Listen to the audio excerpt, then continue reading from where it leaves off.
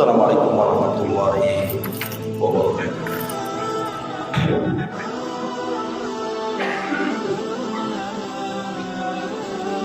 Alhamdulillah,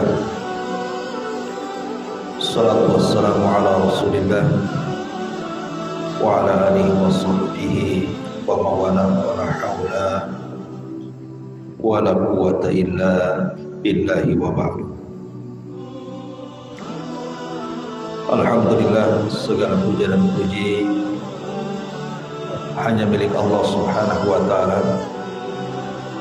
Salawat dan salam kita hadiahkan kepada Rasul kita Nabi besar Muhammad sallallahu alaihi wa ala alihi wasallam.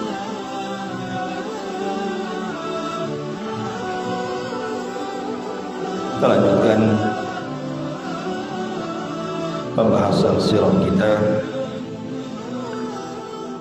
karena kita membahas tentang Fathu Mekah, pembebasan kota Mekah.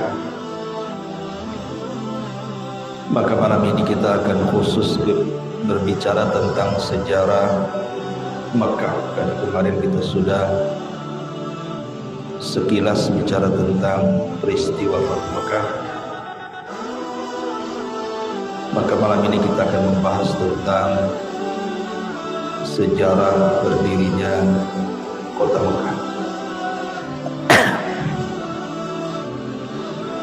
Kalau kita membahas tentang sejarah berdirinya kota Mekah, berarti kita bicara tentang sejarah seorang nabi dan juga rasul, termasuk ulul azmi minar rusul. Siapa dia? Nabi Allah Ibrahim alaihi salatu wassalam. Ma'asyiral muslimin yang dimuliakan Allah Subhanahu wa ta'ala, Nabi Ibrahim disebutkan 69 kali di dalam Al-Quran, dan kisahnya cukup lengkap,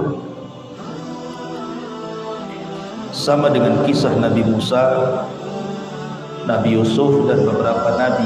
Lumayan lengkap dijelaskan dalam Al-Quran. Walaupun tidak semua para nabi itu dikisahkan secara lengkap. Justru ada nabi juga yang sama sekali tidak ada kisah, seperti Dzulkifli, Ilyasa, itu tidak ada kisahnya, cuma disebutkan namanya saja. Ada juga yang global seperti Nabi Soleh, Nabi Syuaib, itu global saja. Tapi nabi ini cukup lengkap sehingga bisa kita runut ceritanya. Ma'asyiral muslimin yang dimuliakan Allah Subhanahu wa ta'ala, Nabi Allah Ibrahim alaihi salatu wassalam adalah orang yang pertama kali menjamu tamu. Dia juga manusia yang pertama kali dikhitan, dan dia juga manusia yang pertama kali melihat di kepalanya ada uban. Dan juga Ibrahim alaihi salatu wassalam orang yang pertama kali mencukur kumis, membersihkan bulu kemaluan, dan memakai celana.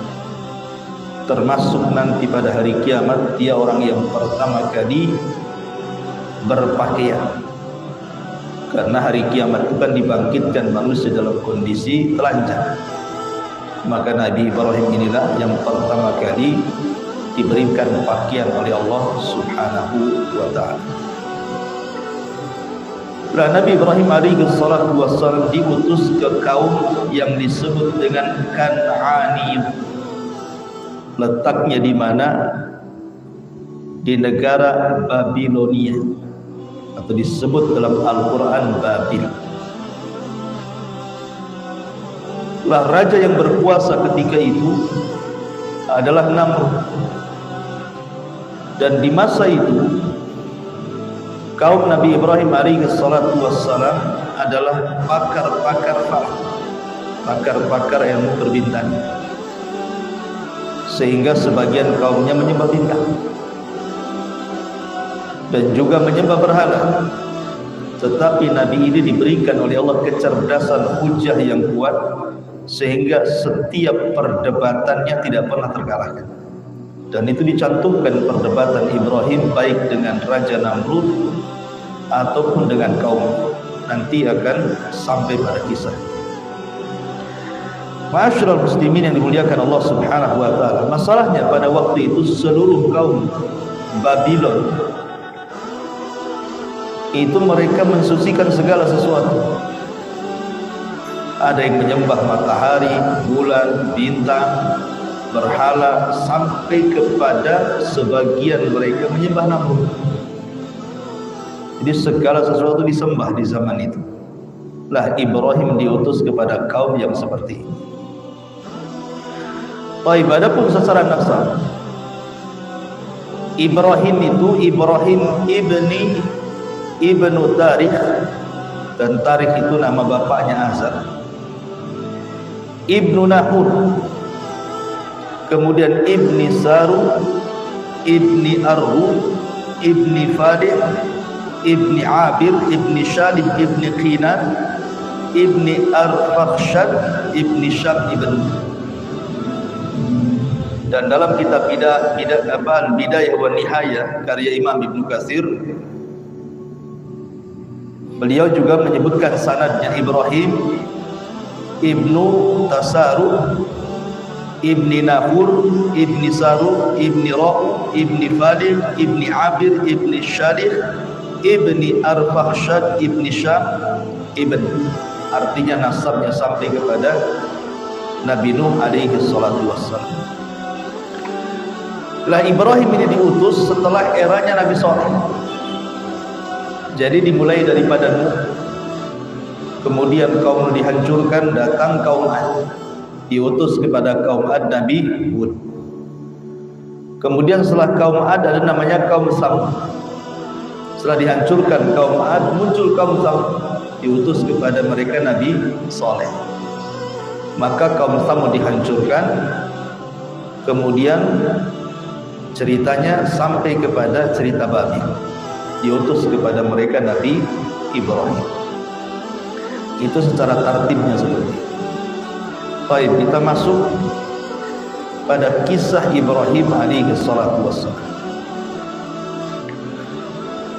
Ma'asyiral muslimin yang dimuliakan Allah Azza wa Jalla, ada sebuah riwayat tetapi dilemahkan para ulama dari sahabat Abdullah ibn Abbas radhiyallahu anhuma, kemudian juga dari Abdullah ibn Mas'ud dan dari sebagian para sahabat. Jadi suatu ketika Namrud ini melihat bintang-bintang. Namrud ini melihat bintang-bintang. Kemudian ada yang aneh, sehingga kemudian ketika melihat cahaya matahari dan bulan agak aneh, makanya kemudian Namrud ketika itu kemudian terperanjat dan memanggil tukang sihirnya, dukun-dukunnya, para peramalnya, suruh meramal ada apa ini. Kemudian para peramal mengatakan bahwa ini pertanda akan lahir seorang bayi yang akan merebut kekuasaan, yang akan meruntuhkan kekuasaan. Dan bayi itu berasal dari sebuah desa yang ditentukan tempatnya. Maka Namrud membuat aturan dalam setahun itu, di waktu akan lahir bayi itu, supaya laki-laki dan perempuan dipisah di tempat itu, tidak boleh kumpul ya. Tetapi kemudian Allah takdirkan Azar ini sebelum berpisah dengan istrinya, rupanya istrinya sedang hamil, sehingga ketika dipisah istrinya kemudian melahirkan. Jadi kisahnya mirip dengan kisah Nabi Musa. Pokoknya yang lahir di tempat itu akan disembelih, tapi Ibrahim kemudian diselamatkan. Sekali lagi, tapi riwayatnya lemah. Nah, Ibrahim alaihi salatu wassalam juga dalam riwayat ketika dia beranjak remaja, Dia disuruh oleh ayahandanya untuk menjual patung-patung karena ayahanda Ibrahim Azhar itu pembuat patung. Aneh kan secara logika, dia yang buat patung, dia yang jual patung, dia pula nyembah patung, dan dia mengambil upah dari penjualan patung. Itulah agama orang-orang musyrik, itu tidak masuk di akal sebenarnya.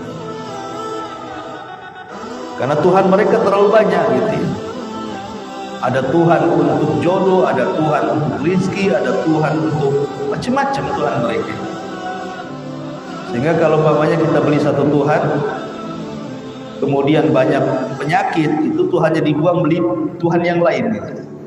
Berarti Tuhan ini bawa penyakit mungkin ya. Di Tuhan yang lain yang bawa obat penawar. Jadi Ibrahim ini sama ayahnya Azhar disuruh untuk menjual patung. Lah saudara-saudaranya itu laku keras patung yang dijual, kecuali patung yang dibawa Ibrahim tidak pernah laku.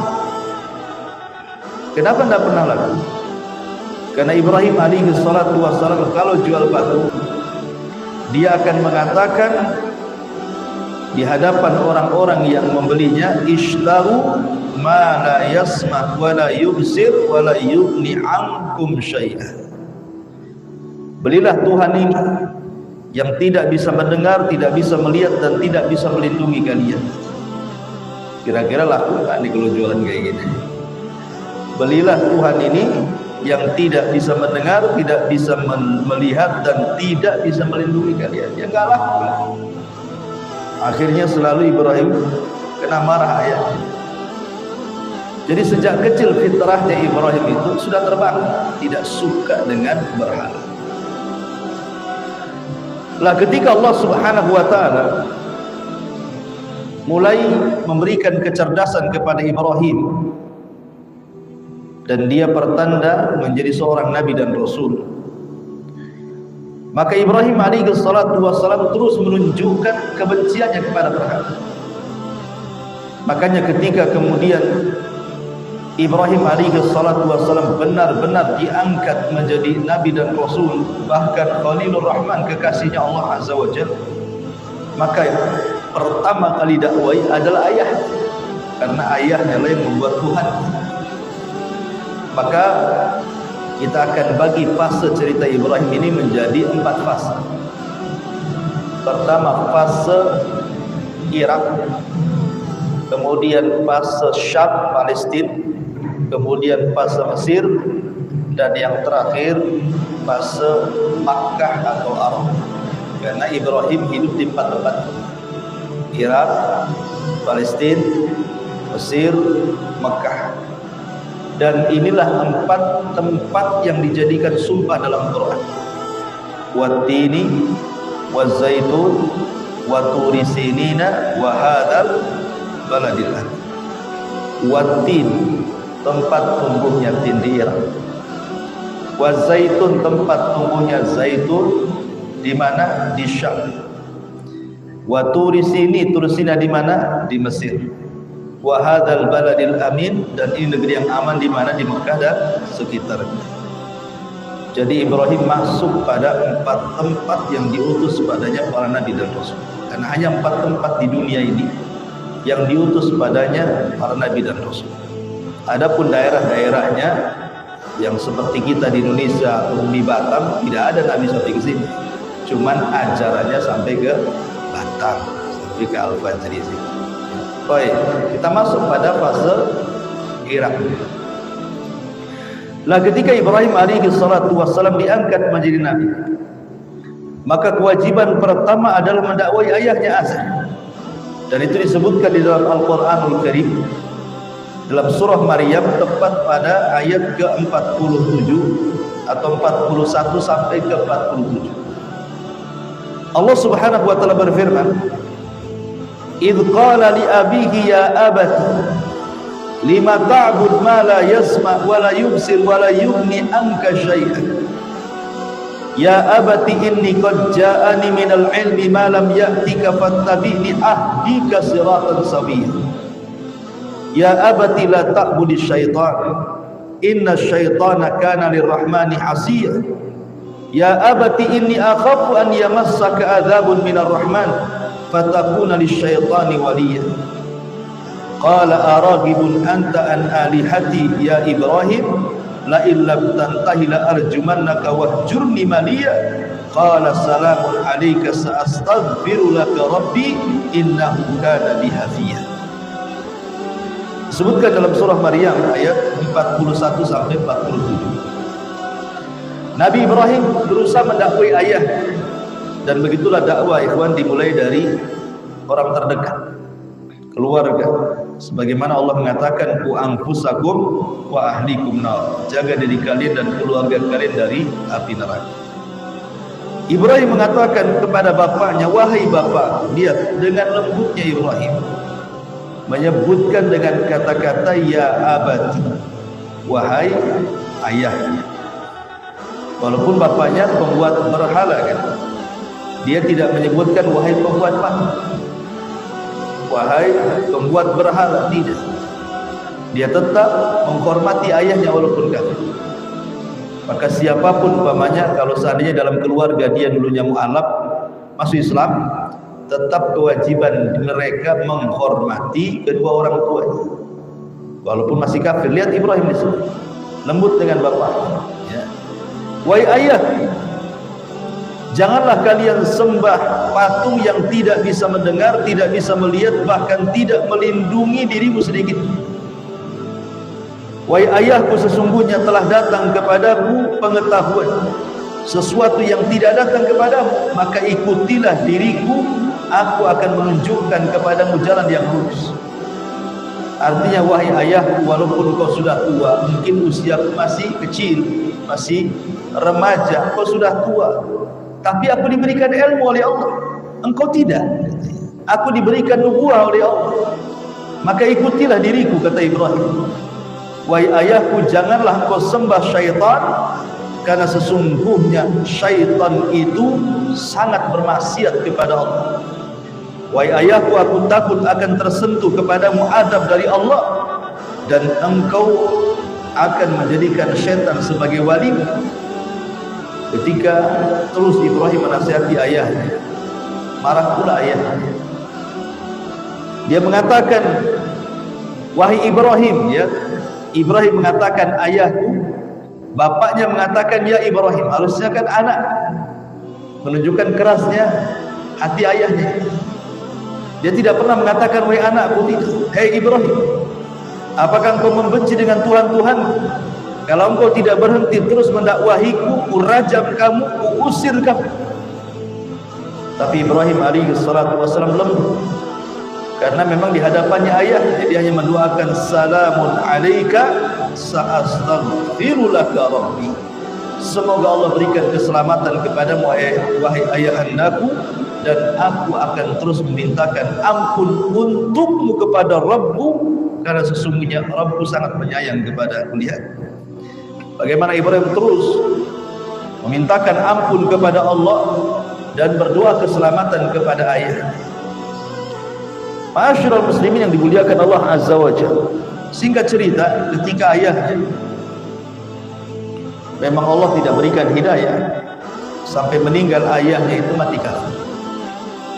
Jadi sampai meninggal ayahanda Ibrahim itu mati kafir.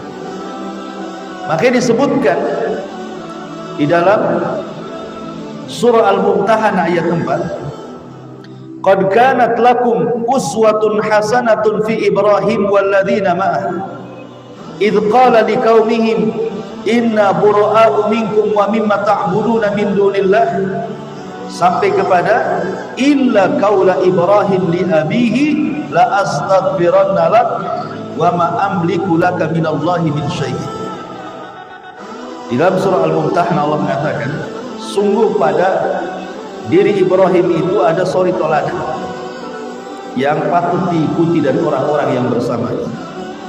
Ketika mereka berkata kepada kaumnya, ketika Ibrahim berkata kepada kaumnya, saya berlepas diri dari kalian dan dari apa yang kalian sembah selain Allah, sampai kepada kecuali ucapan Ibrahim kepada ayahnya, saya akan memintakan ampun untuk. Lah kalimat ini menjadi beban bagi Ibrahim. Makanya kemudian ketika ayahnya meninggal dunia, Ibrahim terus memintakan ampun. Tetapi Allah Subhanahu wa taala menjelaskan bahwa ayah mati kafir. Tidak boleh dimintai ampun orang yang mati dalam kondisi kafir. Makanya kemudian Ibrahim alaihi salatu wassalam dikatakan dalam Al-Quran surah At-Taubah ayat 114, wa ma kana istighfaru Ibrahim li abihi illa an mau'idatin wa'adaha iyyahu falamma tabayyana lahu annahu aduwwu lillah tabarra'a minhu inna Ibrahim la awwahun halim. Adapun permohonan ampun Ibrahim kepada Allah untuk bapaknya tidak lain hanyalah karena satu janji yang telah diikrarkannya kepada bapaknya. Akan tetapi ketika jelas bagi Ibrahim bahwa bapaknya adalah musuh Allah, maka Ibrahim pun berlepas diri darinya. Sungguh Ibrahim seorang yang sangat lembut hatinya lagi penyantun. Setelah jelas bahwa bapaknya kafir, berhenti Ibrahim meminta ampun. Ini sama kasusnya dengan Nabi SAW ketika meninggalnya Abu Talib, pamannya. Dan Rasul memintakan ampun kepada Allah agar Abu Talib dimaafkan kesalahannya, karena sudah banyak perjuangan Abu Talib kepada Nabi. Tapi kemudian turun ayat yang menjelaskan tentang tidak boleh seorang Nabi meminta ampun kepada orang musyrik walaupun orang dekat. Maka nalin Nabi an yastaghfiru lil musyrikin walau kanu ulil qurbah. Tidak layak bagi seorang nabi meminta ampun kepada Allah untuk dosa-dosa orang-orang musyrik walaupun mereka kerabat dekat. Ini sama kasus Rasul dengan Ibrahim itu. Karena begini dikisahkan dalam sebuah hadis, jadi pada hari kiamat itu Ibrahim dengan ayahnya akan berjumpa. Dalam sebuah riwayat, jadi Ibrahim bertemu dengan ayahnya Azar di hari kiamat. Di wajah ayahnya itu disebutkan ada qatrah wa ghabrah. Jadi ada noda-noda hitam dan berdebu, ya, muka ayahnya itu. Kemudian Ibrahim alaihi salatu wasallam mengatakan kepada ayahnya, alam aqul laka la ta'sini. Wahai ayahku, bukankah sudah kukatakan di dunia jangan pernah bermaksiat kepadaku, ikuti apa yang kuucapkan. Maka kemudian ayahnya mengatakan, fal yaum la a'si, kalau begitu hari ini saya tidak akan bermaksiat kepadamu wahai Ibrahim. Maka Ibrahim alaihi salatu wasallam berdoa kepada Allah, ya Rabb, innaka wa'adtani alla tuhzini yauma yub'atsun. Ya Rabb, bukankah Engkau sudah berjanji kepadaku tidak akan menyakiti hatiku pada hari dibangkitkan? Maka Ibrahim mengatakan, lalu bagaimana kesedihan mana lagi yang lebih besar ketika kau jauhkan aku dari ayah? Maka Allah Subhanahu wa taala mengatakan, inni haramtul jannata 'alal kafirin. Oh, tidak bisa Ibrahim, aku sudah haramkan surga bagi orang-orang kafir. Ya. Maka akhirnya kemudian ayahnya dimasukkan ke neraka. Ibrahim minta itu tidak bisa karena ayahnya kafir. Baik, itu cerita Ibrahim bersama ayahnya. Nah, ketika kemudian ayahnya tidak bisa didakwahi, maka Ibrahim alaihi salatu wasallam mulai mengajak kaumnya supaya kembali kepada tauhid. Disebutkan dalam surah As-Saffat ayat 85 sampai 87. Idz qala li abihi wa qaumihi madza ta'budun aifkan alihatan dunallah turidun fama dhannukum birabbil alamin. Ketika Ibrahim berkata kepada ayah dan kaumnya, apa yang kalian sembah? Apakah kalian menyembah Tuhan selain daripada Allah Subhanahu wa taala? Bagaimana dengan Rabb yang telah menciptakan kalian, kata Ibrahim. Tetapi kaumnya mengatakan, bal wajadna aba'ana kadzalika yaf'alun. Oh, tidak bisa Ibrahim, apa yang kami lakukan ini sudah mengacu kepada bapak-bapak kami. Beginilah bapak kami melakukannya. Kami menyembah berhala, bapak kami juga menyembah berhala. Kami menyembah bintang, bulan, matahari, bapak kami juga melakukan seperti itu. Makanya sering saya katakan, bahayanya orang kalau sudah terkait dengan ajaran nenek moyang, susah untuk dapat hidayah. Ya, kalau orang sudah terkait dengan ajaran moyang, itu paling susah untuk dapat hidayah.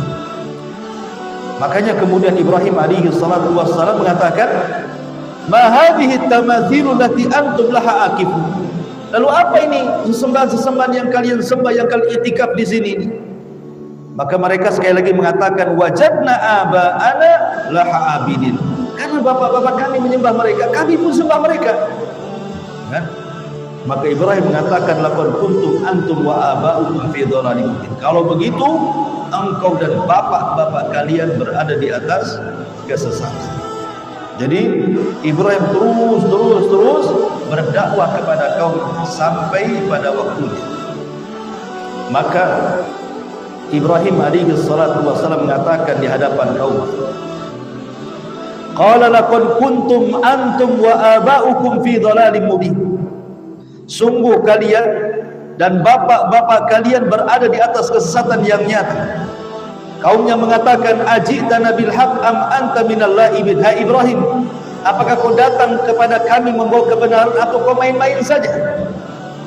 Maka Ibrahim mengatakan bar rabbukum rabbus samawati wal ard alladzi fatarahunna wa ana ala dzalikum minasyahidin. Bahkan Rabb kalian adalah Rabb pemilik langit dan bumi yang telah menciptakan itu semua dan saya bersaksi atas itu. Kemudian Ibrahim mengancam patung-patungnya, wa tallahi la akidanna asnamakum, awas saja nanti saya akan berbuat dengan patung-patung kalian. Betul saja, ketika Raja Namrud merayakan perayaan kerajaan yang dihadiri seluruh daerah-daerah Babylon, maka ayah Ibrahim datang kepada Ibrahim Azhar ini, mengajak Ibrahim untuk datang ke perayaan. Ayo nak, kita hadir di perayaan Namrud. Ibrahim bohong dan mengatakan inni sakin, saya lagi sakit pak, berangkat sendiri saja. Pada Ibrahim tidak sakit. Ibrahim merencanakan terhadap berhala-berhala. Ayahnya pergi, Ibrahim sehat, ambillah dia pak. Berangkatlah Ibrahim ketika istana kosong karena orang lagi sibuk merayakan perayaan di luar istana. Masuklah Ibrahim ke ruangan patung-patung yang menjadikan kemuliaan orang-orang Babil. Awalnya ketika Ibrahim sampai di berhala-berhala itu, apa kata Ibrahim? Ala ta'kulun. Di berhala-berhala itu kan banyak makanan, ya, yang memang sesajennya untuk berhala itu. Kata Ibrahim, ala ta'kulun, mengapa kalian tidak makan ini? Katanya, sudah disediakan tak mau makan. Gimana patung mau makan? Mulutnya pun tinggalak pun tidak, gerak pun tidak, macam mana mau makan? Kata Ibrahim, ala ta'kulun, kenapa kau tak makan? Malakum alla tantikum, kenapa kau tidak bicara? Marah-marah Ibrahim di ruangan itu, suruh makan tak mau, bicara pun tak mau kalian. Akhirnya kesal Ibrahim, faragha alaihim dharbatan biyamin. Lalu Ibrahim pun memukul-mukul dengan tangan kanannya. Maka apa yang terjadi? Faqbalu ilaihi yazifun, qala ata'buduna ma tanhitun. Lalu dihadapkan berhala-berhala itu sambil memukul dengan tangan kanannya. Kemudian setelah selesai, Ibrahim mengalungkan palu di patung yang paling besar. Maka kaumnya setelah selesai upacara, mereka pun ke istana. Apa yang terjadi? Rupanya berhala-berhalanya sudah roboh. Nah, di sini ikhwatul fillah muliakan Allah Subhanahu wa taala. Akhirnya kemudian para pejabat ngamuk sejadi-jadinya kan itu. Karena berhala-berhala yang selama ini mereka sembah dihancurkan oleh Ibrahim. Dari sini sebenarnya akal sudah masuk. Akal sudah masuk, maksudnya apa? Kalau mereka orang-orang Babylon itu, mereka punya akal sedikit, tentu mereka akan berpikir kalau selama ini apa yang mereka sembah dihancurkan, kemudian betul-betul hancur, itu kan menunjukkan bahwa ini bukan Tuhan. Harusnya mereka bisa membela diri kan itu. Ketika ada orang yang hendak menghancurkan, tentu dia tidak diam saja, ya, tentu dia akan melawan. Bagaimana Tuhan? Ya Tuhan, ya Tuhan, dia yang menciptakan, Ibrahim yang diciptakan. Masa yang diciptakan ngancurin yang menciptakan? Ini mana ceritanya? Berarti Tuhan itu bukan Tuhan yang sebenarnya. Itu kalau akal masuk ke akal mereka. Tapi akal tak masuk. Itulah para penyembah berhala itulah ya'qilun, akalnya enggak ada. Jadi ketika kemudian para pejabat itu marah gitu ya, kemudian menyebar mata-mata, akhirnya kemudian dicarinya siapa yang telah menghancurkan patung-patung itu. Oh, rupanya ada seorang anak muda yuqalu lahu Ibrahim. Namanya Ibrahim. Bayangkan anak muda, fatan yang masih anak muda, dengan berani, dengan gagahnya menghancurkan patung-patung itu. Dipanggillah Ibrahim. Kemudian Ibrahim alaihi salatu wassalam mulai diinterogasi. Apa interogasinya? Ya Ibrahim, a anta fa'alta bi alihatina ya Ibrahim. Ya Ibrahim, kau ya yang melakukan terhadap patung-patung ini?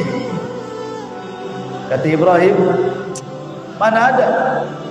Tak ada alat buktinya, tak ada CCTV-nya, sudah dirusak semuanya, sudah diambil semua CCTV-nya. Tak ada, saya tidak melakukan. Kemudian Ibrahim tauriyah. Tauriyah itu berdusta, tapi tidak bermaksud dusta. Jadi ketika berhala yang paling besar ditinggalkan itu, tergantung padanya palu yang dipegang Ibrahim untuk menghancurkan patung itu. Ibrahim hanya mengatakan, itu loh patung itu yang menghancurkan. Ya, pakai jempol, ya orang Jawa kan monggo. Itu loh patung itu. Maksudnya Ibrahim itu yang menghancurkan itu adalah jempol dia. Cuman diarahkan jempolnya ke patung.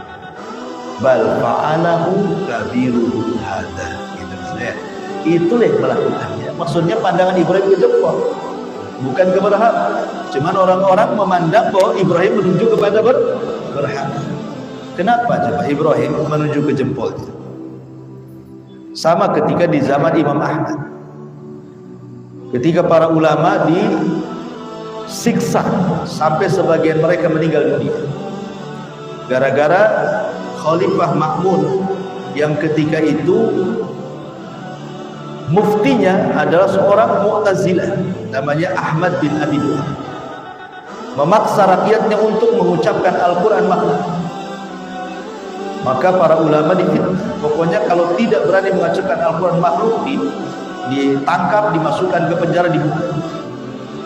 Sehingga banyak para ulama yang dunia yang besar-besar itu mati di penjara, seperti Al-Buaiti, kawannya Imam Syafi'i, mati di penjara.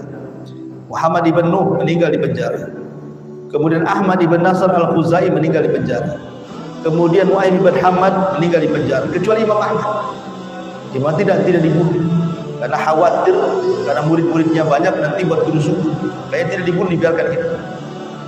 Tapi ulama-ulama yang tidak sanggup dengan siksaan pemerintah, mereka mentakwil. Ketika mereka dipaksa, Quran makhluk enggak? Mereka mengatakan dengan jari-jarinya, Suhuf, Taurat, Zabur, Injil, Quran makhluk. Maksudnya 5 jari ini makhluk. Allah mengatakan, jadi bukan Zaburnya, bukan makhluk, tapi 5 jari ini. Jadi banyak ulama yang mentakwil seperti itu. Ya, Suhuf, Taurat, Zabur, Injil, Quran makhluk. Gitu. Jadi padahal mereka mengatakan jari ini yang makhluk. Sama dengan Ibrahim kan? Maksudnya yang menghancurkan itu jempolnya, bukan patung itu. Kenapa jempol? Karena kalau megang sesuatu ini umpamanya gagang palu. Kalau kita megang ini mana kuat? Ya, kalau kita pegang kali gagangnya itu seperti ini nggak kuat. Kecuali kalau jempolnya gini, ada jempol yang megang pasti kuat. Gitu ya. Jadi Ibrahim mau tauriah di sini. Tetapi kemudian sekali lagi Ibrahim alaihi salatu wasallam berhujjah, karena maksud Ibrahim itu bukan menghancurkan patung itu. Kalau hanya menghancurkan patung, buat apa? Hari ini dihancurkan, besok dibuat lagi, besok dibuat lagi. Tidak ada gunanya sampai kapan? Dihancurkan, dibuat, dihancurkan, dibuat. Bukan itu maksud Ibrahim itu. Maksud Ibrahim itu ingin berhujjah saja. Kalau memang patung-patung kalian adalah Tuhan, harusnya kalian berpikir, mereka tidak bisa makan, mereka tidak bisa bicara, mereka tidak bisa mendengar, tidak bisa melihat, tidak bisa melindungi. Apa itu yang kalian sembah? Itu maksudnya. Tetapi sekali lagi mereka tidak berakal ketika kemudian berdebat dengan Ibrahim. Ibrahim tidak bisa dikalahkan debatnya. Disinilah kemudian mereka mulai mau menghukum Ibrahim dengan cara membakarnya. Maka akhirnya Ibrahim alaihi salatu wassalam pun disidang, kemudian fik Ibrahim harus dibakar. Maka manusia dikumpulkan, kemudian kayu bakar dikumpulkan segunung. Akhirnya kemudian dibakar betul-betul kayu itu. Kemudian Ibrahim pun dilempar dari kejauhan, karena Ibrahim tidak diletakkan kemudian dikubur dengan kayu, tidak, tapi kayu itu dibakar dulu, baru Ibrahim dilempar supaya orang melihat ya, bagaimana hukuman orang yang kurang ajar kepada Tuhan-Tuhannya. Maka setelah Ibrahim kemudian manusia melihat dari mana-mana bagaimana Ibrahim akan dimasukkan ke dalam api, termasuk ayahnya Ibrahim, ibunya Ibrahim menyaksikan tuh bagaimana anaknya akan dibakar. Ketika kemudian dilempar dengan ketepel besar manjani gitu, antara ketepel dengan api itu datang malaikat menawarkan, seperti Jibril menawarkan untuk menolong, Mikail menawarkan untuk menurunkan hujan, dan banyak para malaikat termasuk para binatang itu berusaha untuk meniup-niup api supaya padam, kecuali satu binatang. Namanya binatang itu binatang oke, itu bahasa kitanya cicak lah dan sejenisnya, wazak dalam bahasa hadis itu. Semua binatang niup-niup kecuali wazak. Wazak ini niup bukan untuk memadamkan, supaya besar. Makanya kenapa Nabi SAW kemudian memberikan pahala kepada orang yang memburu cicak ya. Jadi kalau antum ada cicak, antum bunuh sekali tepuk mati, nah, berarti pahalanya besar. Kalau 2 kali tepuk mati berarti pahalanya kurang. Kalau 3 kali tepuk mati baru pahalanya kurang lagi. Kalau ditepuk-tepuk tak mati-mati berarti tak dapat pahala. Berarti cicak-cicakan lah itu kan itu. Jadi akhirnya kemudian Ibrahim menolak, tidak mau pertolongan malaikat. Dia hanya mengatakan di hadapan para malaikat itu, amma ilaikum fala wa amma ilallahi fabala. Adapun kalau aku harus meminta bantuan kepada kalian wahai para malaikat, oh tidak, aku hanya meminta pertolongan kepada Allah saja. Dari situlah Ibrahim mengatakan hasbunallah wa ni'mal wakil, cukuplah Allah sebagai pelindung. Kenapa? Wallahu khairun hafidhi, karena Allah lah sebaik-baik pelindung. Ketika kemudian Ibrahim mengucapkan hasbunallah wa ni'mal wakil, maka Allah Subhanahu wa taala langsung memerintahkan makhluknya api itu, kul ya naru kuni bardan wa salaman ala Ibrahim. Kul ya naru kuni, katakan ya Ibrahim kepada api itu, ya nar, wahai api, kuni, jadilah kalian bardan, dingin.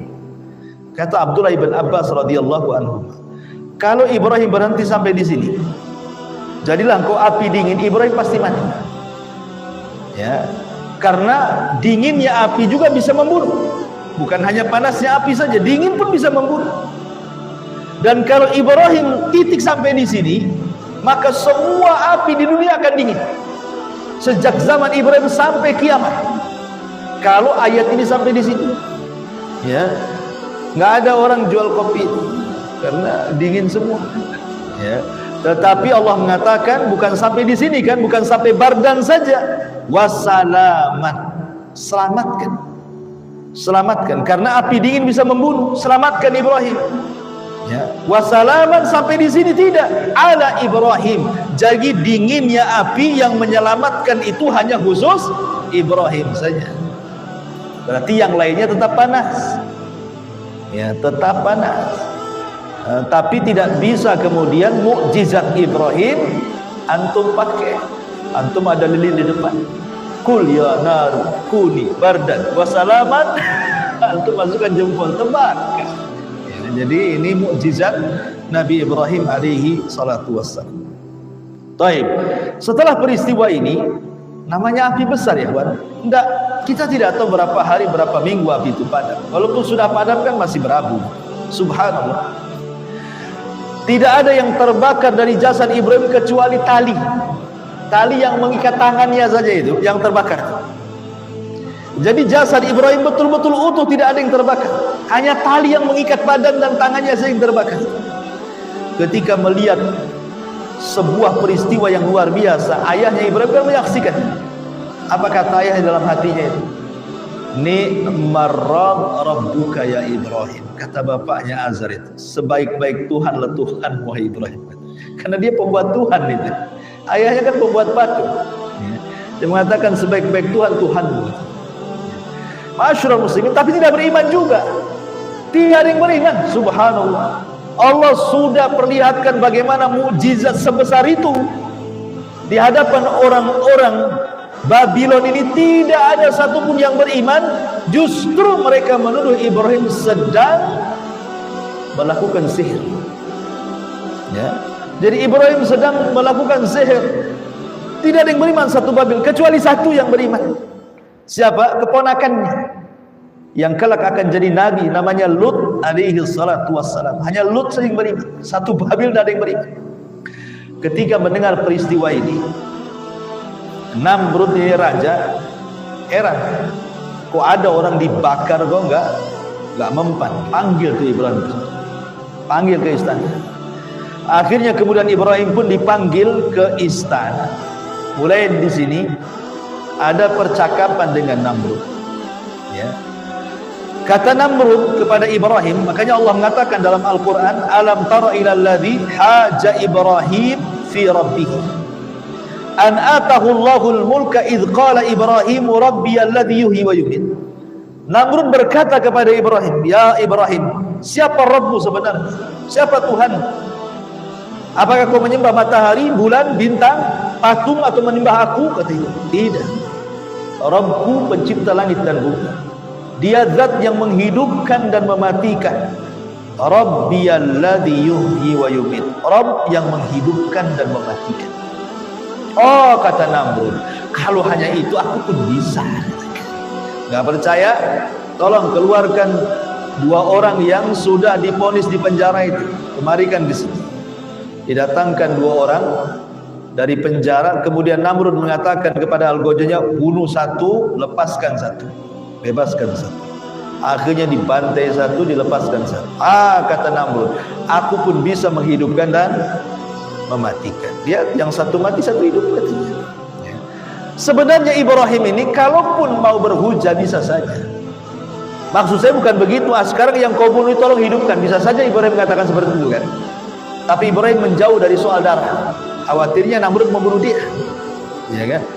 Maka Ibrahim ingin memberikan hujah yang lebih kuat daripada itu. Makanya Ibrahim mengatakan, oke, kalau memang itu pemahaman wahai Namrud, sekarang innallaha ya'ti bisyamsi minal masyriq fa'ti biha minal maghrib. Tuhanku wahai Namrud, dia menerbitkan matahari dari arah timur dan diterbenamkan dari arah barat. Kau sekarang baliklah itu matahari itu kan. Fabuhitalladzi kafar. Namrud tidak bisa lah membalikkan edaran matahari. Tidak bisa. Dari situlah maka Namrud terdiam. Tidak bisa memberikan hujah kepada Ibrahim. Maka Ibrahim diusir dari Babil. Diusir suruh pergi. Maka akhirnya ketika Ibrahim kemudian diusir, maka Ibrahim alaihi salatu wassalam kemudian pergi ke Haran. Pergi ke daerah Haran bersama ponakannya Lut. Ya. Sebelum dia pergi ke Haran, dia menikah dulu dengan anak pamannya namanya Sarah. Kemudian bertiga pergi ke Haran. Di Haran inilah kemudian dia mulai berdakwah. Karena di Haran ini umumnya adalah mereka para penyembah bulan, para penyembah bintang, para penyembah matahari. Maka Ibrahim kemudian datanglah ke sekumpulan orang-orang yang menyembah bintang. Kemudian kumpul bersama mereka. Kemudian Ibrahim mengatakan ketika melihat bintang, dan itu Allah Subhanahu wa taala jelaskan di dalam Al-Qur'an. Ya. Falamma janna 'alaihi al-lail ra'a kaukaban qala hadza rabbi. Kata Ibrahim di hadapan para penyembah bintang itu ketika melihat bintang ke atas, hadza rabbi kata. Oh, ini Tuhan. Orang-orang mengatakan, oh, Ibrahim sudah ikut kita nyembah Tuhan. Akhirnya kemudian falamma afala qala la uhibbul afilin. Ibrahim terus ngobrol sampai pagi. Rupanya di waktu fajar menyingsing bintang pula pergi satu-satu. Kata Ibrahim, "Cemana nih Tuhan ini? Kok pada pergi Tuhan nih?" katanya. Inilah yang dijadikan sejarah pengasas ilmu falak perbintangan di zaman Nabi Ibrahim itu, ya, yang kemudian dijadikan di zaman sekarang sebagai ilmu nujum. Ya, sekarang kan ada ilmu nujum tuh. Zaman antum masih kecil-kecil itu biasanya di koran-koran, di tabloid-tabloid, di majalah-majalah itu ada nama-nama 12 bintang kemudian dijelaskan dengan karakter-karakternya. Ya kan ada itu ya. Umpamanya antum lahir pada tanggal 22 sekian sampai ke 22 bulan sekian, berarti bintangnya Leo. Berarti karakter antum itu pemarah, tukang utang, gitu. Umpamanya gitu, karakter-karakternya disebutkan. Oh, kalau dari tanggal sekian, bulan sekian sampai bulan sekian nih karakternya pemaaf, pemberani, dan begitu seterusnya. Karakter pokoknya bintang 12 itu berkisar tentang masalah nasib manusia, jodoh manusia, usaha manusia, dan begitu seterusnya kan. Makanya Al-Qurtubi rahimahullah telah mengatakan sebenarnya membantah ahli nujum itu paling gampang. Bagaimana dengan orang-orang yang meninggal dalam satu perahu ketika di tengah lautan gitu. Kan kita lihat umpamanya ada kapal pelni ini, isinya kan ribuan orang tenggelam di tengah lautan. Kan bintang mereka macam-macam tuh. Kenapa nasibnya semua sama, mati semua? Gitu maksudnya. Atau pesawat jatuh, isinya kan banyak, satu pesawat tuh ada 300 orang. Itu kan bintangnya macam-macam. Kenapa nasibnya sama, mati semua gitu maksudnya. Berarti kan tidak bisa ditentukan nasib itu. Karena ahli nujum itu mengatakan bahwa bintang-bintang yang ada di langit itu membawa pengaruh kepada setiap kejadian yang ada di bumi. Lah sejarah ilmu nujum itu di sini diceritanya. Ya. Dari kaumnya Ibrahim ini yang ada di Haram, mereka menyembah bintang. Kata Ibrahim, ini apa ini? Kok Tuhan kok muncul tenggelam? Gimana ceritanya? Maka kemudian besoknya lagi pas di bulan purnama, Ibrahim kemudian mendatangi para penyembah bulan dan mengatakan, "Hadza Rabbi." Oh, jangan-jangan ini bulan lebih besar daripada bintang. Jangan-jangan ini Tuhanku. Orang-orang sudah senang Ibrahim sudah menyembah bulan. Maka ketika bulan itu pergi, falamma ra'al qamara bazighan qala hadza Rabbi falamma afala qala la illam yahdini Rabbi la akunanna minal qaumidh dhalimin. Kemudian Ibrahim mengatakan, ini enggak benar nih, masa bulan pergi? Masa Tuhan pergi? Ya. Cemana kalau saya butuh dengan dia? Siang-siang saya butuh dengan Tuhan, Tuhannya tak ada, nunggu malam. Kan itu maksudnya ya. Saya lagi sakit nih siang-siang, masa nunggu malam? Harus sembuh, ya kan, minta doa kepada Tuhan. Makanya kalau seandainya Allah tidak berikan petunjuk, sungguh aku jadi kaum yang sesat di hadapan kaum penyembah bulan yang ngomong begitu. Akhirnya besoknya dia matahari lebih besar lagi kan. Falamma ra'a asy-syamsa bazighatan qala hadza Rabbi. Oh, hadza akbar. Ini lebih besar lagi matahari ini. Jangan-jangan ini Tuhanku. Tetapi falamma afalat qala ya qaumi inni bari'um mimma tusyrikun. Maka dia ngomong kepada para penyembah bintang, bulan, matahari, aku berlepas diri dari kalian. Beres Tuhan kalian. Kan itu ya. Jadi Ibrahim alaihi salatu wasallam mulai berdakwah kepada Haram. Tetapi setelah itu karena tidak ada yang beriman juga, maka Ibrahim akhirnya kemudian harus hijrah. Hijrah kemana? Ke Syam, ke Palestina. Maka Ibrahim dari Irak, karena sudah tidak ada yang beriman lagi, maka Ibrahim harus hijrah. Maka hijrahlah Ibrahim bersama istrinya Sarah, bersama Lut keponakannya yang satu-satunya beriman, kemudian menetap di Palestina. Tetapi Allah Subhanahu wa ta'ala takdirkan tidak lama Ibrahim di Palestina itu, karena ketika Ibrahim datang itu Palestina terkena paceklik hebat, sehingga kemudian kekurangan ekonomi. Akhirnya Ibrahim harus hijrah lagi, ya, mencari penghidupan. Berangkatlah Ibrahim dari Palestina kemana? Ke Mesir. Nah, ini periode Mesir. Kemudian Ibrahim sempat hidup beberapa waktu di Mesir.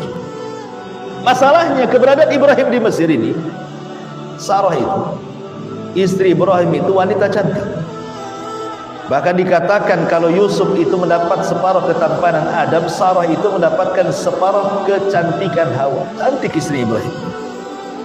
Sehingga kecantikan istri Ibrahim ini tersebar di Mesir sampai ke Raja Zalim. Bahwa ada orang namanya Ibrahim, istrinya cantik wahai raja, dan raja itu zalim, tak tahan melihat istri orang cantik, tak boleh, istrinya diambil, suaminya dibunuh. Ketika mendengar bahwa ada wanita cantik, orang asing datang dari Irak gitu ya, namanya Ibrahim, maka raja pun mengutus pasukan, tangkap tuh Ibrahim, culik istrinya gitu. Ibrahim ngomong sama istrinya, ini raja-raja zalim, dia tidak tahan kalau melihat suami punya istri cantik. Nanti kalau kau ditanya oleh prajurit, bilang aku ini saudarimu, bukan suamimu ya. Jadi Ibrahim sudah dusta 3 kali. Pertama dusta ketika diajak ayahnya ke pesta, dia mengatakan sakit.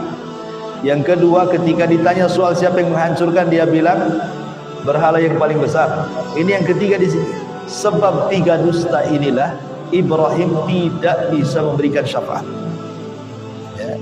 Ketika manusia di padang mahsyar datang kepada Ibrahim, ya Ibrahim isfa' lana ila rabbi ala taru ila ma nahnu fi. Wa Ibrahim, mintalah syafaat kepada Tuhanmu, tidakkah kau iba melihat kondisi kami, matahari didekatkan, keringat bercucuran, kami sudah panas luar biasa. Kata Ibrahim, aku pernah berdusta 3 kali, tidak bisa. Idhabu ila Musa, pergi kalian ke Musa. Nah, sebab 3 dusta Ibrahim tidak berikan syafaat. Tapi yang namanya wanita cantik gak peduli, ditangkaplah Sarah. Tangkap Sarah, dihadapkan ke raja. Ibrahim di rumah dipisahkan, dijaga oleh para prajurit. Maka Ibrahim kemudian mulai sholat. Makanya penting sholat itu. Kata Nabi SAW, kalau kalian sedang ditimpa musibah, fafza'u ila sholat, segeralah sholat. Kalau antum kena musibah, sholat ya, minta supaya musibah itu diringankan. Jadi ketika Sarah kemudian ditangkap oleh sang raja Mesir ini, maka Sarah kemudian hampir dijamah oleh sang raja. Sarah pun berdoa kepada Allah. Apa doanya? Allahumma in kunta ta'lam anni qad amantu bika wa bi rasulika wa ahsantu farji illa ala zawji fala tusallit alayya hadzal fajr. Kata Sarah di hadapan raja zalim itu, ya Allah, jika engkau tahu aku telah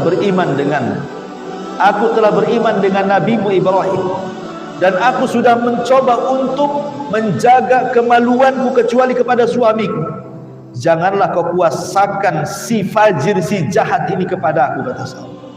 Subhanallah, doanya Sarah melesat ke langit, Allah kabulkan. Tiba-tiba ketika sang raja mau menjamahnya, tiba-tiba stroke, tidak bisa bergerak. Maka ketika kemudian dia ketakutan, raja ini ketakutan, meminta kepada Sarah, doakan ke aku agar aku jangan seperti ini. Akhirnya Sarah pun berdoa kepada Allah untuk dilepas. Akhirnya dia lepas lagi, bisa gerak lagi. Rupanya si raja zalim ini mau mencoba lagi. Maka Sarah berdoa lagi dengan doa yang sama, Allahumma in kunta ta'lam anni qad amantu bika wa bi rasulik wa ahsantu farji illa ala zawji fala tusallit alayya hadzal fajir. Ya Allah, kalau engkau tahu aku beriman denganmu, dengan nabimu, dan aku menjaga kehormatanku kecuali kepada suami, tolong jangan sentuh aku. Akhirnya stroke lagi 3 kali. Raja ketakutan.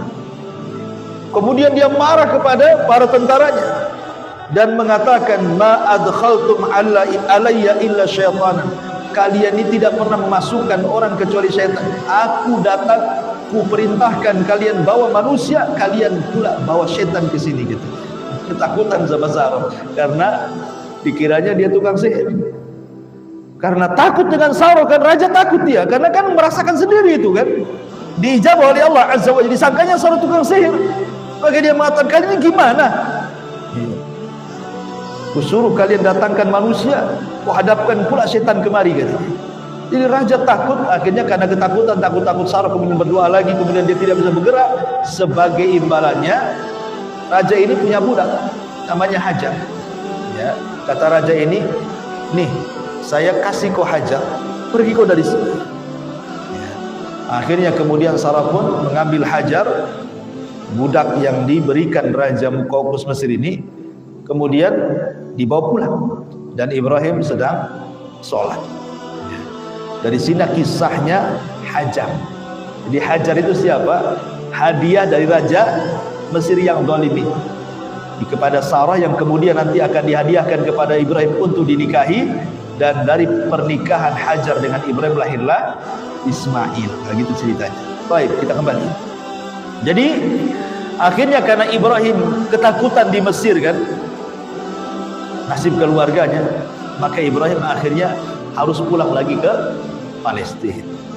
Maka akhirnya Ibrahim pun menetap di Palestina. Ketika menetap di Palestina, inilah Ibrahim diberikan rizki yang luas, diberikan rizki yang luar biasa, kaya raya, punya peternakan unta ya. Bahkan Ibrahim alaihi salatu wassalam mulai berdakwah di Palestina dan sudah mulai banyak yang menerima dakwahnya. Dan Nabi Lut pun kemudian diangkat jadi nabi. Dan Ibrahim memerintahkan agar Lut pergi ke negeri Sodom berdakwah di sana. Maka berpisahlah Lut dengan Ibrahim. Ibrahim di Palestina, Lut kemudian pergi ke negeri Sodom. Dan itu ada kisahnya sendiri.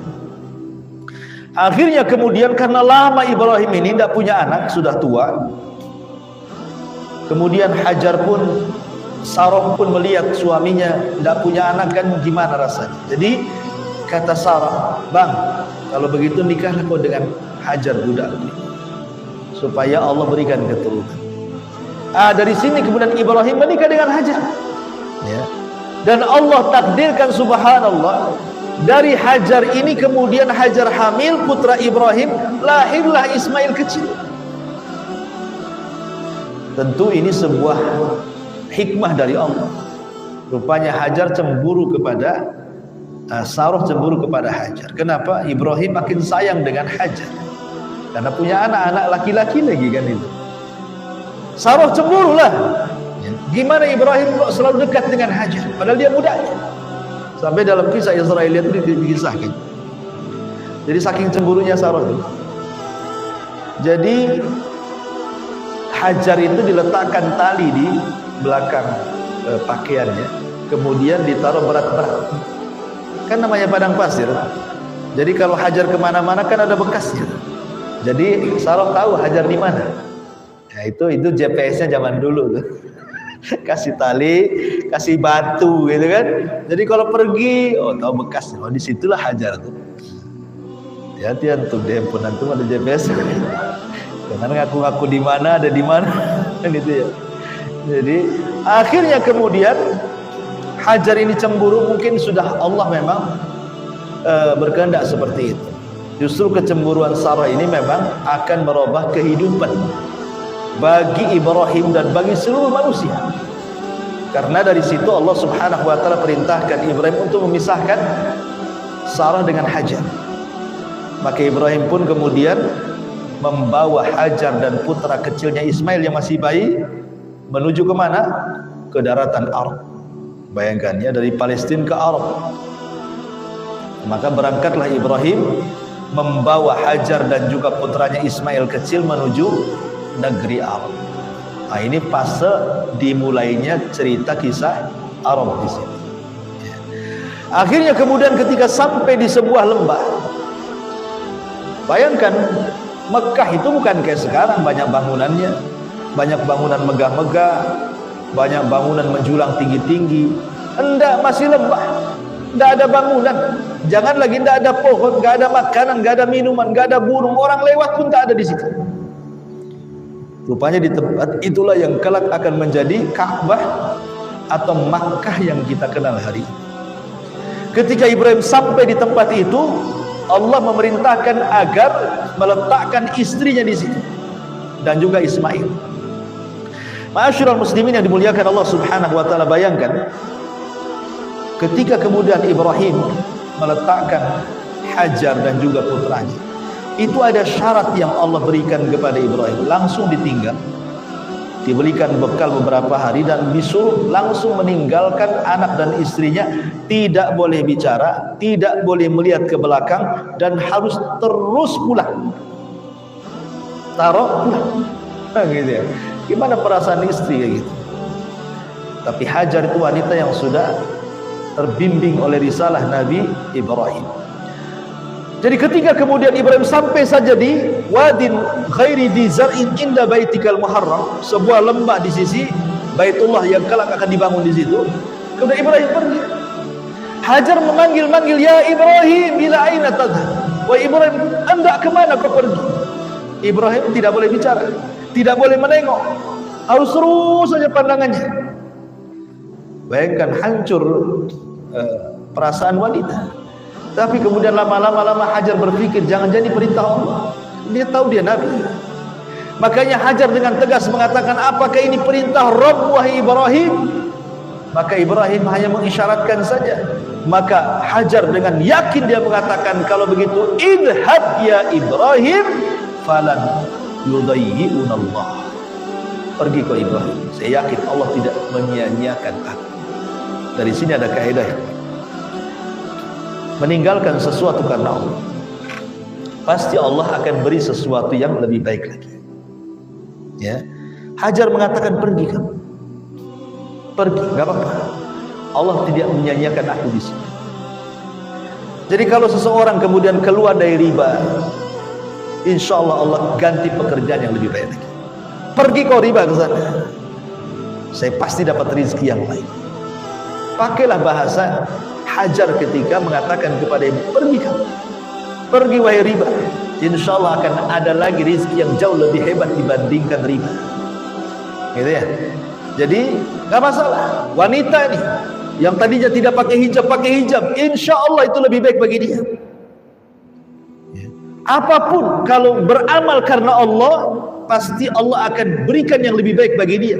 Makanya kenapa ada kaidah dari Nabi SAW, man taraka syai'an lillahi awadallahu khairan min. Barang siapa yang meninggalkan sesuatu karena Allah, Allah ganti sesuatu itu dengan yang jauh lebih baik lagi. Pasti itu. Masyaallah muslimin yang dimuliakan Allah Azza wa Jalla. Akhirnya setelah Ibrahim pergi, yang namanya perbekalan itu kan tidak banyak. Hanya sehari, 2 hari, 3 hari, habislah itu air minum, makanan untuk dia dan bayinya. Maka kepolah Hajar, gimana caranya?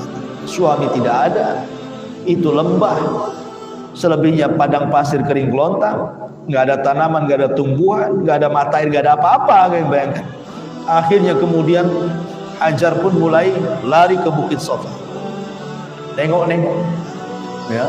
Karena orang kalau cari air kan cari ketinggian kan, cari ke Bukit Safa, nengok-nengok. Akhirnya lari ke Marwah, tengok-tengok lagi, panik dia. Akhirnya hanya jalan Safa Marwah, jalan Safa Marwah, karena panik masalahnya. Asli 2 tempat itu aja dia jalan itu, ke Safa ke Marwah, ke Safa ke Marwah gitu ya, sampai 7 kali putar. Kemudian dia mendengar tangisan Ismail, takut. Akhirnya dia mendekati Ismail, rupanya malaikat Jibril turun. Kemudian Jibril menghentakkan lewat kaki bayi Ismail kecil, tiba-tiba muncrat air. Ya. Nah, disinilah sejarah Zamzam.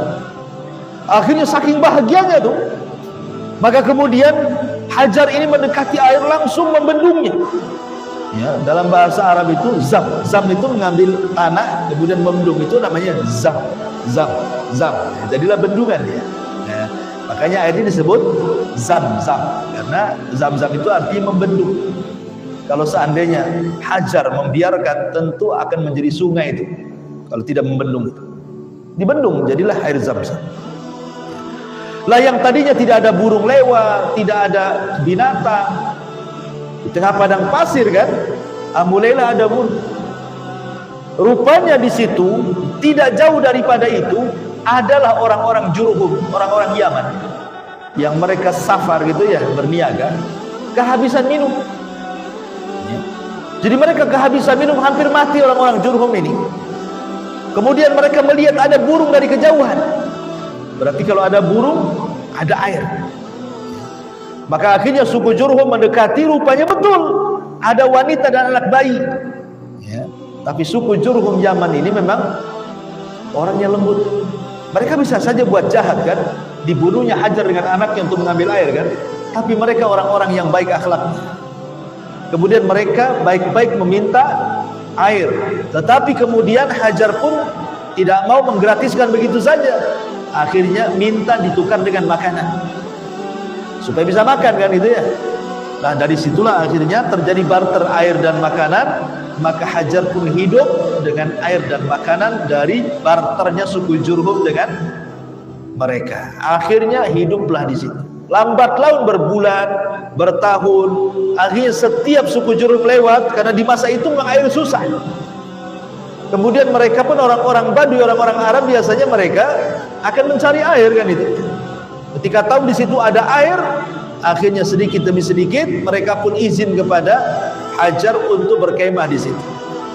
Mulai 1 kemah, 2 kemah, 3 kemah, 4 kemah, akhirnya di kampung disebut Kampung Jurhum. Nah itulah Arab pertama. Ya, kenapa Ismail kemudian disebut orang yang bukan Arab jadi Arab itu karena dia akhirnya bergaul dengan anak-anak Jurhum. Jadilah dia fasih bahasa Arabnya. Karena Jurhum itu suku Arab dari Yaman. Ya, makanya Ismail disebut musta'rab. Nabi yang bukan Arab tetapi pandai bahasa Arab, makanya disebut orang Arab. Sering saya katakan, kalau ada orang mancung keturunan Arab di Indonesia tidak bisa bahasa Arab, Anda bukan Arab. Kalau ada orang pesek asli Indonesia kemudian pandai berbahasa Arab, berarti Anda Arab. Ismail bukan orang Arab, ada Arab, Arab dia, kan gitu ya. Antum mukanya muka Arab, suruh bahasa Arab tak bunyi, bukan Arab antum. Muka aja dapat antum Arab. Jadi intinya bahwa akhirnya kemudian berkembang di sini. Ismail pun tumbuh besar. La ma'asyiral muslimin yang dimuliakan Allah, ketika Ismail ini sudah usianya belasan tahun, maka Ibrahim, ya namanya bapak kan ingin berkunjung pada anaknya. Sudah lama, udah belasan tahun tak ketemu putranya. Berangkatlah kemudian Ibrahim dari Palestina menuju Mekah, pengen lihat anaknya. Rupanya ketika berjumpa dengan Ismail, ya lagi sehari 2 hari lagi senang-senangnya, tiba-tiba kemudian setiap malam Ibrahim, bukan semalam 2 malam, bermalam-malam bermimpi bahwa dia menyembelih putranya dengan mimpi yang sama. Inni ara fil manami anni adzbahuka faqdul madza tar. Jadi Ibrahim terus bermimpi menyembelih putranya. Akhirnya Ibrahim mengatakan tidak mungkin.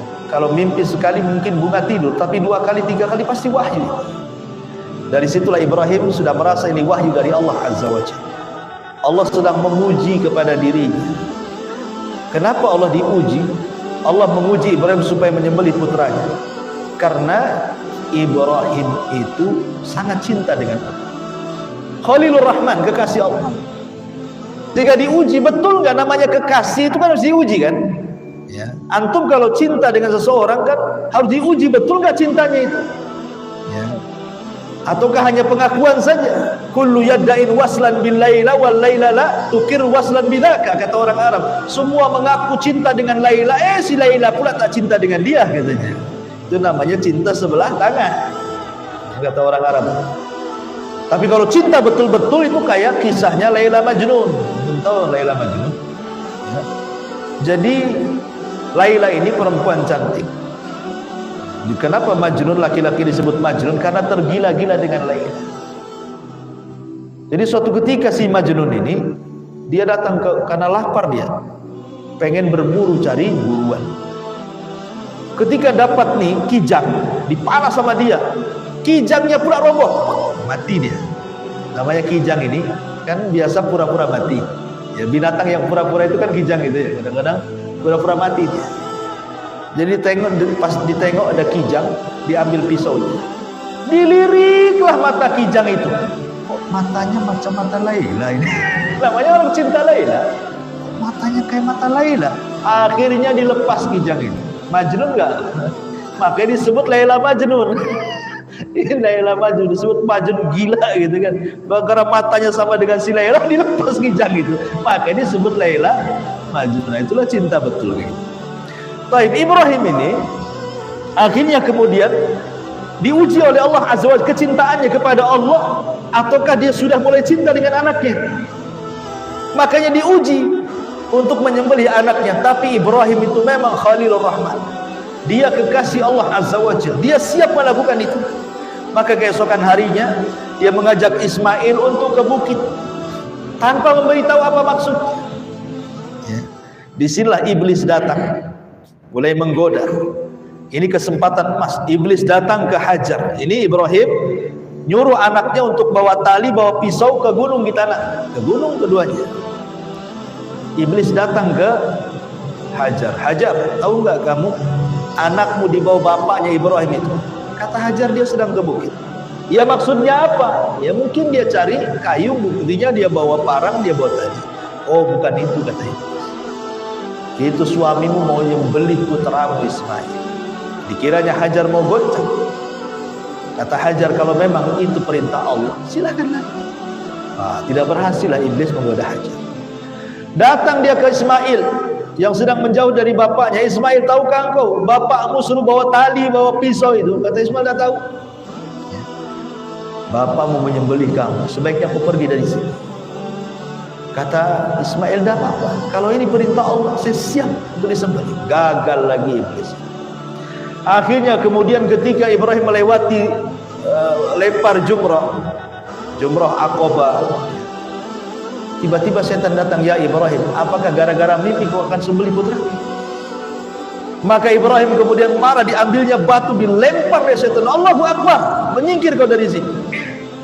Makanya lemparan itu menjadi sebuah syariat dalam haji. Lempar jumrah. Kemudian ketika ke tengah, setan datang lagi, gara-gara mimpi kau akan sembelih putramu. Oh, kurang ajar, dilempar lagi sampai ke jumrah yang paling kecil. 3 kali, jumrah Aqabah, jumrah wusta dan jumrah sughra, gitu kan? Intinya bahwa ketika betul-betul Ismail sudah di hadapan Ibrahim, dan Ibrahim bercerita maksud dia diajak ke bukit itu. Ketika sampai di Mina, Ibrahim mengatakan, inni ara fil manami anni adbahuka fangdur madza tara. Ibrahim, semalam ayahmu bermimpi untuk menyembelih kamu. Macam mana pendapatmu? Kata Ismail, ya abatif alma tu'mar satajiduni insyaallahu minas sabirin. Kalau ini perintah Allah, lakukan saja. Subhanallah, ayah bapak tawakal luar biasa. Tapi Ibrahim mengatakan, kata Ismail, karena Al-Quran mengatakan satajiduni insyaallahu minas sabirin. Engkau akan dapati aku termasuk anak yang sabar. Maksudnya, kata ahli tafsir, kenapa Ismail mengatakan seperti itu? Ismail meminta beberapa syarat kepada ayahnya. Syarat pertama, agar diikat. Sebab kalau tidak diikat, dia merasa sakit, dia akan kabur, melawan. Tolong ikat. Yang kedua, pisaunya ditajamkan. Jangan pakai pisau tumpul supaya cepat. Kemudian yang ketiga, jangan disembelih di tenggorokan sini, sebab kau akan menatap wajah. Nanti kau tatap wajahku, kasihan kau tak jadi sembelih. Kau benamkan aku ke tanah, kau sembelih tengkuk. Yang keempat, sing-singkan pakaian, supaya jangan sampai darahku muncrat ke pakaianmu. Ibuku melihat, dia akan sedih selamanya. Hanya itu nak, hanya itu saja. Akhirnya ketika betul-betul Ibrahim mengikat putranya Ismail, kemudian pisau sudah diasah dengan tajam, kemudian muka Ismail dipendamkan di tanah, pisau sudah di leher dan diiris-iris gini. Rupanya pisau itu Allah tumpulkan. Ini mukjizat. Mukjizat Ismail, tidak bisa disembelih lehernya. Padahal pisau setajam itu tidak bisa jadi tumpul, tiba-tiba tumpul. Artinya Ibrahim sudah betul-betul sudah menyembelih kan? Ya.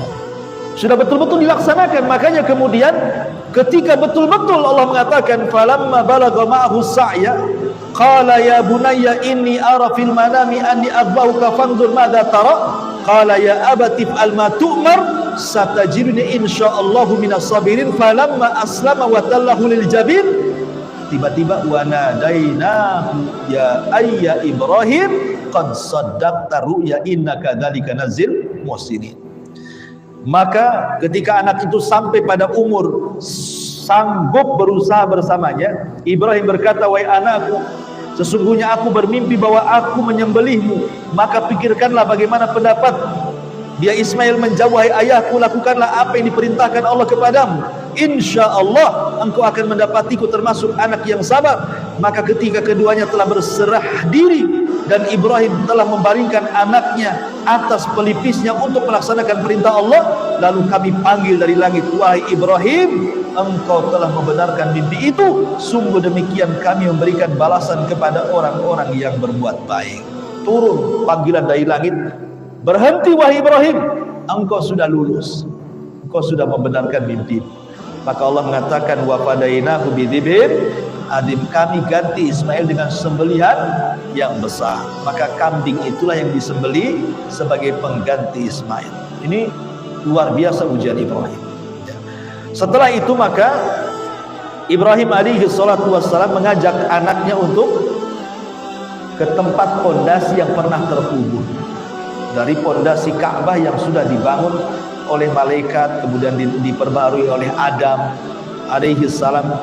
Maka Ibrahim membawa cangkul bersama Ismail untuk menggali pondasi itu. Tentu isyarat dari Allah Azza wa Jalla. Akhirnya dicangkul, rupanya ada pondasinya. Maka dari sini kemudian Ibrahim alaihi salatu wassalam dengan Ismail membangun Ka'bah. Disinilah cerita Ka'bah. Ya, cerita Mekah di sinilah. Kenapa Mekah menjadi mulia karena Ka'bah? Karena Ibrahim meninggikan bangunannya bersama Ismail. Bukan membangun, meninggikan. Karena sebelumnya sudah ada pondasinya.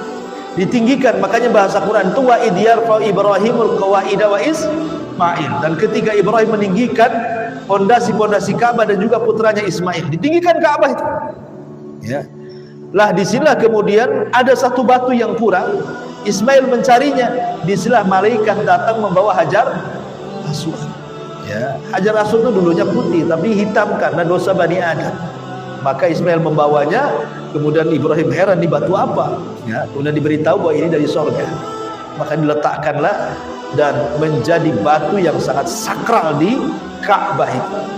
Tapi ingat bahwa batu itu, ingat, tidak membawa manfaat dan tidak mencegah madarat. Itu hanya batu sorga untuk menjadi arah kiblat bagi seluruh kaum muslimin. Sama ketika malaikat bersujud kepada Adam. Kenapa malaikat sujud kepada Adam? Kan tidak boleh sujud kecuali kepada Allah. Kenapa sujud kepada Adam malaikat itu? Maksudnya Adam itu jadikan kiblat. Tetap sujudnya kepada Allah, tapi Adam menjadikan kiblat. Makanya malaikat sujud ke Adam. Ya. Maka ketika kita sholat kemudian sujud menghadap Ka'bah, bukan sujud kepada Hajar Aswad, tidak. Hajar Aswad itu hanya sekedar kiblat sholat saja. Tetap kita sujudnya ke Allah Subhanahu wa ta'ala. Karena Umar bin Khattab radhiyallahu anhu ketika tawaf kemudian hendak mencium Hajar Aswad, apa kata Umar? Wallahi innaki la hajarun. Engkau ini hanya batu, sebongkah batu saja, kata Umar. La tadur wa la tanfa. Tidak mendatangkan manfaat, tidak mencegah madarat. Falaula anni ra'aitu an-nabiyya sallallahu alaihi wasallam qabbalaka ma qabbaltuka. Kalau bukan karena aku melihat Nabi mencium kamu, ngapain aku cium kamu, kata Umar.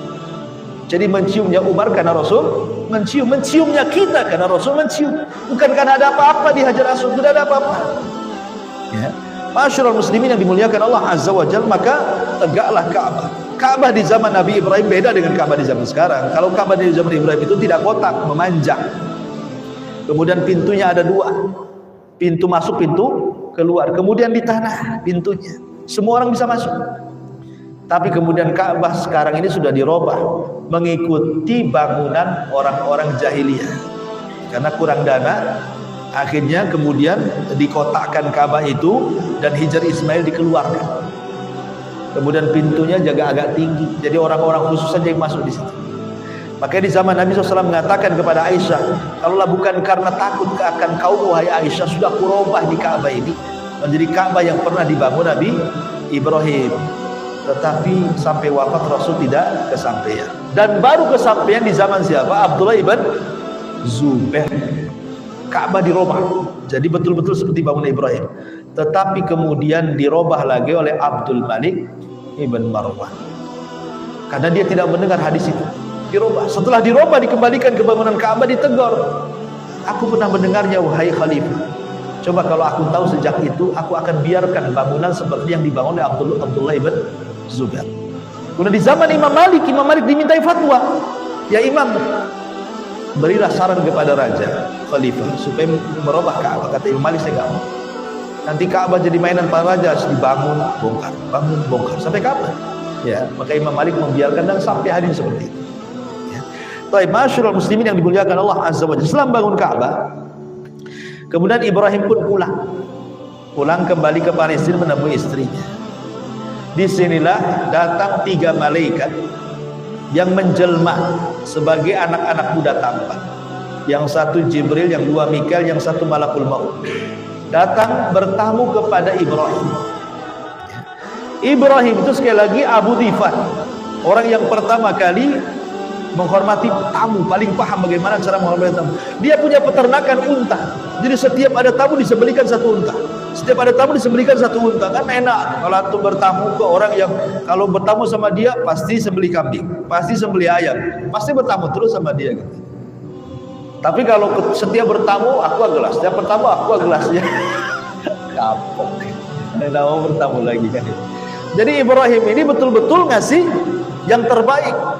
Udah direbus, sudah diapa, dihidangkan, nggak ditengok-tengok sama tiga anak muda ini. Setiap dihidangkan makanan, ditengoknya wajah dia. Setiap dikasih minum, ditengoknya wajah dia. Ketakutanlah Ibrahim, sudah nggak kenal, kemudian tajam tatapannya. Jangan penjahat ini. Ibrahim sudah tua, ini masih muda-muda gitu ya. Kemudian Ibrahim ketika ketakutan, barulah malaikat ini mengaku kami ini malaikat utusan Allah. Barulah Ibrahim kemudian tenang. Istrinya di dapur ya. Kemudian malaikat ini menghabarkan, aku diutus dari Allah menghabarkan kepada wahai Ibrahim, bahwa istrimu Sarah akan punya anak Ishak, dan Ishak akan punya anak Yakub. Oh, terperanjat istrinya di dapur langsung berpasukat wajah gitu disebutkan dalam fadhahikat dalam ayat. Tertawanya heran, ada aja bahasa kitanya. Saya sudah tua, sudah nenek-nenek, mandul lagi. Ibrahim sudah kakek-kakek, mana ada punya anak gitu. Bahasanya seperti itu. Fadhahikat. Ada yang mentafsirkan fadhahikat itu tiba-tiba dia haid. Padahal sudah tua, sudah menopause, tiba-tiba haid. Ada juga mentafsirkan seperti itu. Banyak penafsiran kalimat fadhahikat. Intinya percaya nggak percaya gitu. Kemudian malaikat ini juga mengatakan kepada Ibrahim bahwa dia akan menghancurkan kaum Sodom. Jadi sekali turun dua perintah Allah, menghabarkan akan lahir Ishak dan menghancurkan kaum Sodom. Ya. Intinya akhirnya Ibrahim akan punya anak lagi nama Ishak, bahkan dia akan hidup sampai Ishak punya anak Yakub. Jadi Ibrahim itu panjang usianya karena dia menyaksikan Ishak lahir dan dia juga menyaksikan bagaimana Ishak punya anak namanya Yakub dan Isid. Tapi intinya seperti itu. Akhirnya kemudian Ibrahim pun betul-betul dikaruniai anak nama Ishak, yang kemudian Ishak punya anak Yakub yang disebut Israel. Nanti keturunan Bani Israel itu adalah dari Ishak. Makanya keturunan disebut Bani Israel karena Ishak punya anak 12. Salah satunya Yahuda yang akan jadi kaum Yahudi dan begitu seterusnya. Itu panjang kisahnya.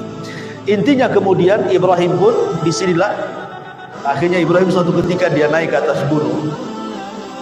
Dia tafakur kepada Allah. Di atas gunung itu dia bukan nggak yakin dengan Allah, tidak. Dia ingin melihat langsung kekuasaan Allah dengan matanya. Dia yakin seperti kita dengan Ka'bah kan yakin kan? Ada Ka'bah pasti kita katakan ada Ka'bah walaupun belum pernah ke Ka'bah kan. Tapi kalau antum dapat rezeki kemudian ke Ka'bah lihat langsung kan makin yakin Ka'bah itu ada. Nah, Ibrahim seperti itu. Dia ingin melihat kekuasaan Allah. Maka Allah Subhanahu wa taala katakan, "Idz qala Ibrahimu rabbi arini kaifa tuhyil maut." Ya Rabb, perlihatkan kepadaku bagaimana kau caranya menghidupkan dari kematian. Maka Allah mengatakan, "Awalam tu'min, tidakkah kau beriman kepadaku Ibrahim?" Qala bala, tentu ya Rabb aku beriman.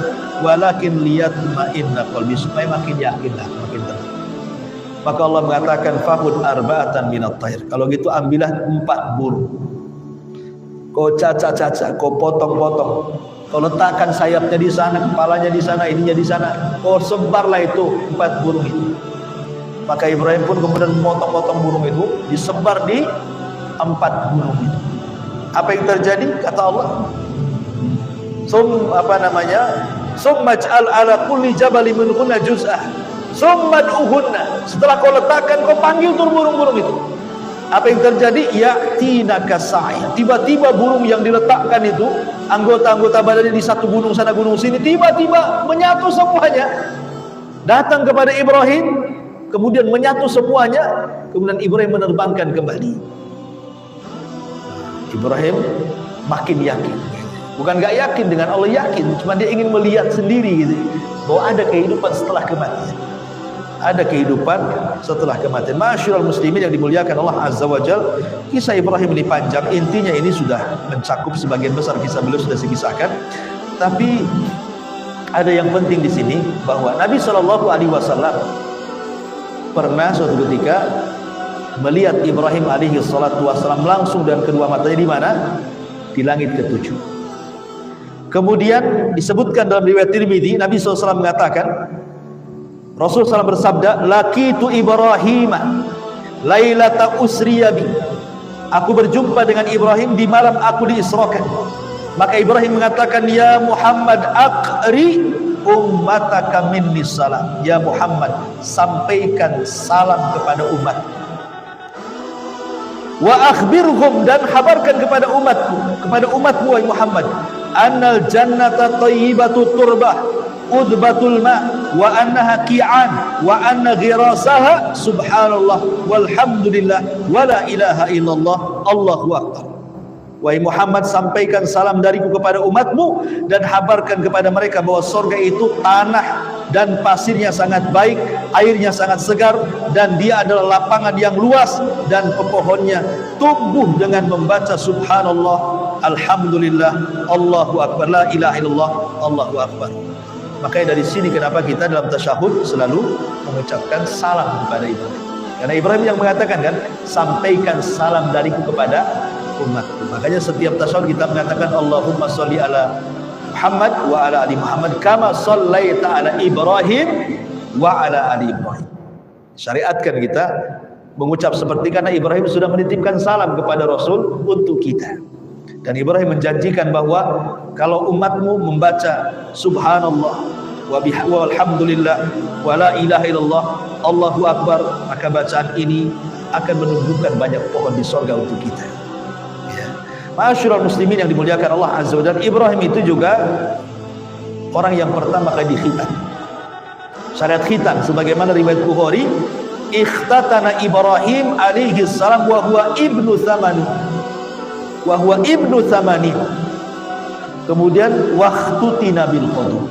Ibrahim itu dikhitan sementara usianya 80 tahun dan dikhitam dengan menggunakan kampak. Zaman dulu kan nggak ada suntikan kan, ya dikhitan pakai kampak. Siapa yang menghitannya nggak tahu riwayatnya siapa. Yang jelas dikhitan pakai kampak. Ya, tentu sakit kali ya, begitulah hitannya. Itu jangan bayangkan kampak. Sekarang ini kan sudah enak, udah pakai laser kan itu ya. Apalagi usianya 80 tahun. Kalau zaman sekarang usia 80 tahun berkhitan, jangan pakai kampak, pakai gergaji pun tidak akan mempan. Karena tidak mau dihitan, tidak malu dan tua kan. Intinya bahwa syariat Ibrahim itu, khitan adalah syariat Ibrahim dan menjadi syariat umat Nabi Sallallahu Alaihi Wasallam. Adapun wafatnya Ibrahim memang tidak dikisahkan, tapi ada dalam kisah Israiliyah bahwa ketika datang malakul maut itu kepada Ibrahim alaihi salatu wassalam, maka Ibrahim menolak dan mengatakan, ya subhanallah, man hadzal ladzi yakrahu qurbaka wa ru'yataka. Karena malaikat maut yang datang kepada Ibrahim itu orang berubah menjadi orang yang tampan, yang harusnya kan menakutkan, namanya mau nyabut nyawa itu. Ini pakai yang tampan-tampan gitu. Ibrahim, siapa yang benci untuk menjauh dari, kalau malakul maut kayak kamu katanya kan. Gitu ya.